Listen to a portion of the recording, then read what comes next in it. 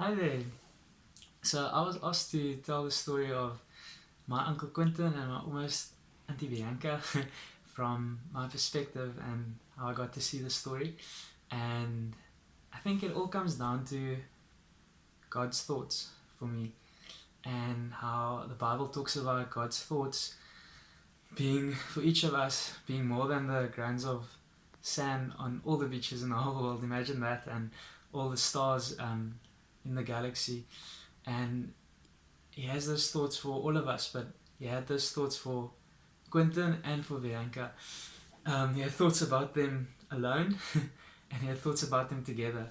And it's crazy to think how he's been thinking about them all these years, even though for them it felt long. He always knew that, and he always thought it good to put them together. And where I come in, the Bible also talks about how we have access to God's thoughts because of the Holy Spirit. And Bianca and I were at a wedding.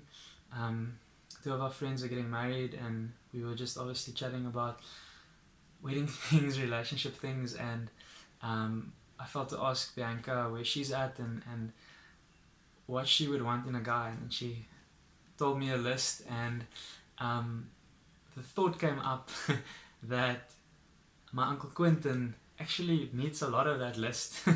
And it's cool how God let me see his thought in that moment, because it planted a seed in my way of thinking. And then I asked her and I told her there's someone maybe that I think you guys could go for coffee and just see what happens. And I knew it was my uncle, but I didn't tell her.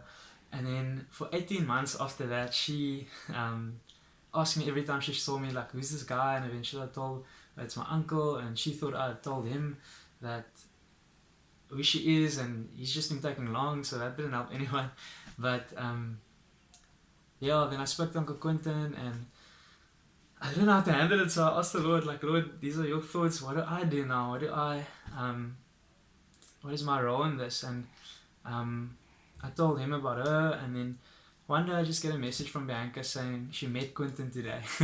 And I found out that they ended up contacting each other. I think she made the first move. She'll be able to tell you better, but ever since then, they've just been getting along so well. They've connected. They've lived out a story that was written very long ago. And it's such a privilege to have even just played a small part in hearing God's thoughts for them and knowing that He has these big plans for their life. So I'm excited for them, and I'm excited for what's left of the story. And yeah, what a privilege it is to witness. They are amazing, and God is so good.